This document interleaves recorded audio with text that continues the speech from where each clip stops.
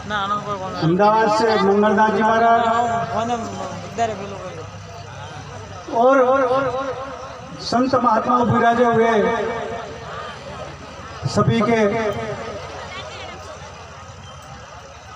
बहुत बहुत आभार जिन्होंने ये कार्यक्रम में आकर शोभा बढ़ाई है।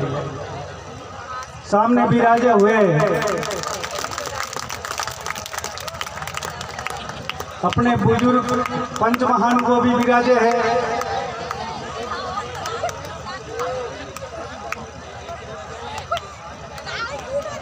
युवा साथी भी विराजे हैं, सामने खड़े भी हैं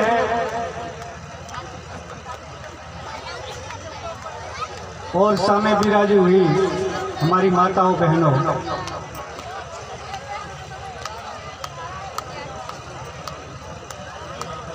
मोहन भगत जी के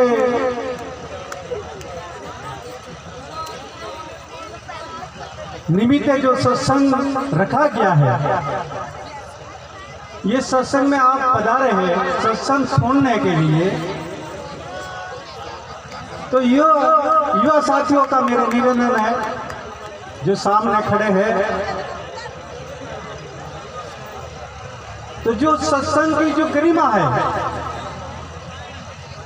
सत्संग की जो मर्यादा है, ये मर्यादा के हिसाब से आप सामने पंडाल में जगह बहुत पड़ी है, आप विराजो तो बहुत अच्छा लगेगा। और जब तक सत्संग चलता है तब बात भी जो कम करोगे तो ही सत्संग का सुनने का मजा आएगा, नहीं तो यह सत्संग चलता रहेगा और आप अपने गोलगप्पों में ये रात बिता दोगे, उसमें से कुछ प्राप्त तो होने वाला नहीं है। तो यहाँ पधारे हैं तो कुछ न कुछ सुनने के लिए, लेने के लिए पधारे हैं, कुछ न कुछ जिंदगी के अंदर परिवर्तन करने के लिए आए हैं, कोई अच्छा संस्कार लेने के आइए, कोई अच्छा अपनी जिंदगी किन तरीके से अच्छी तरह जी सके, उन रास्ते के लिए आप यहाँ पधारे हैं सभी। तो जो सत्संग में सभी संत महात्मा विराजे हैं, कलाकार भी विराजमान है, सभी आपको एक एक कर तो भजन भी सुनाएंगे। तो भजन के अंदर जो अर्थ है, संत महात्माओं ने पहले जो सत्संग भजन गाकर आपको समझा के गए हैं, तो उनका आप अर्थ जानोगे तभी आपको पता चलेगा। आपको अर्थ का समझ में नहीं आएगा तो फिर आप सत्संग में आने से कोई फायदा होने वाला नहीं है। पहले तो भजन को अच्छी तरह सुनो, सुनने के बाद वही भजन क्या कहता है उनका भाव पहचानो, उनका अर्थ समझो। जो अर्थ नहीं समझोगे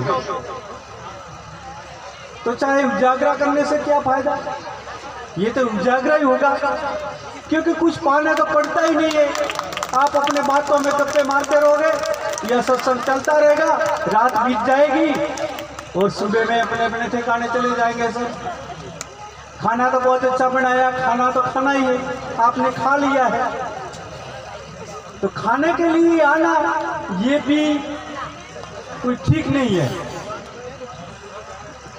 खाकर आप आराम से विराजे और जो सत्संग में अच्छी अच्छी बातें चलेंगी, अच्छा रास्ता मिलेगा, अच्छा ज्ञान मिलेगा, वो ज्ञान आप अपने हृदय के अंदर धारण करोगे, आपके जिंदगी के अंदर उतारोगे, तभी आपकी जिंदगी का परिवर्तन होगा। तो जिंदगी सुखी किन तरीके से जी सकते हो, वो जिंदगी सुखी होने का एक रास्ता भी इस सत्संग में मिल सकता है, लेकिन वो रास्ता आपको पकड़ना पड़ेगा, अपनाना पड़ेगा, तभी आपका कुछ न कुछ कल्याण होगा। नहीं तो बहना वहाँ अच्छी तरह बातें कर रही है, अभी भी आवाज तो आ रहा है। ये कोने में बैठी बैठी ये सुनती अब नहीं है, क्या बता क्या बकवास करते हैं साधु महात्मा इधर बिराजे, आकर बकवास करके चले गए, कुछ छिपाने नहीं पड़ा। तो उसमें कोई फायदा होने वाला नहीं है, ये बकवास ही होगा आपके लिए जो सुनते हैं उनके लिए। और उसमें से कुछ न कुछ अमुक लोग सुन लेगा और उनको अपने जीवन में धारण कर लिया तो उनकी जिंदगी परिवर्तन हो जाएगी और जिंदगी के अंदर कभी दुख आने वाला नहीं हो। तो आप ध्यान से अच्छी तरह सुने, सुनकर आपको अच्छी बात लगे, आपके जिंदगी के अंदर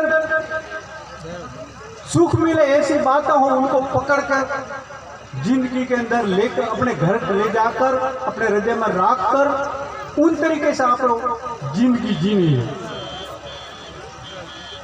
तो सत्संग तो अपने हजारों साल से करते आए हैं।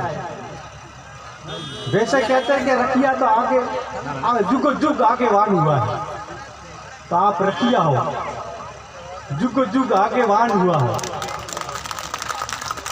वो कैसे हुआ आपको पता ही नहीं है भाई। जो जुग जुग आगे वान हुआ है आप लोग, तो आप लोग कभी दुखी होने वाला है ही नहीं। तो अभी देखते हैं कि रखिया ही ज्यादा दुखी है, ये क्या कारण क्या है हा? अपने समाज के अंदर महापुरुष इतने हो गए, संत रविदास हुआ, कबीरदास हुआ, अनेक संत महात्मा हो गया, आपको अच्छा अच्छा रास्ता बताकर चला गया, आपने सही रास्ते के चिंत कर गया है कि भाई ये रास्ता छोड़ो और ये रास्ता आपको पकड़ना पड़ेगा, तभी आप आपका जिंदगी का कल्याण कर सकोगे। लेकिन अभी तक तो अपने किसी ने कल्याण किया ही नहीं। अभी तक तो कहीं भी जाते हैं कि सरकारी कोई योजना निकलती है तो अपनी लाइन बहुत लंबी हो जाती है कि हम तो गरीब है, हम तो गरीब है। और कहीं भी जो काम पड़ता है तो जाकर पहले से पूछते, अरे हम तो मेघवाड़ है, रखिया है, तो हम तो गरीब है, हमारा काम ये करो मेहरबानी करके। ऐसे ही हाथ जोड़ के खड़े रहते हैं, काम होता नहीं है। अरे भाई अब तो गरीबाई में से ऊपर आओ, गरीबाई में से निकलो, ऊपर उठो और कुछ नहीं कुछ करो, करने का जज्बा रखो। गरीब होने का जज्बा छोड़ दो। आप गरीब नहीं हो, आप कैसे गरीब हो? कौन कहता है कि गरीब है? गरीब हो ही नहीं। मैं बताता हूँ आप कैसे नहीं हो गरीब। आप जो कमठा में जाते हो, मजदूरी करते हो, तो 400-500 रुपया एक दैनिक मजदूरी मिलती है। एक दिन की एक व्यक्ति को 400-500 रुपया मिलता है, जो कारीगर 700-800 रुपया मिलता है, और उनसे जो ठेकेदार है, जो कॉन्ट्रैक्ट वाला, उनको तो दिन का 1000-1500, 2000-3000 पड़ता है। तो वो पैसे इतने पैसे आपको मिलते हैं और घर के अंदर 2-3 जन कमाने वाले हो,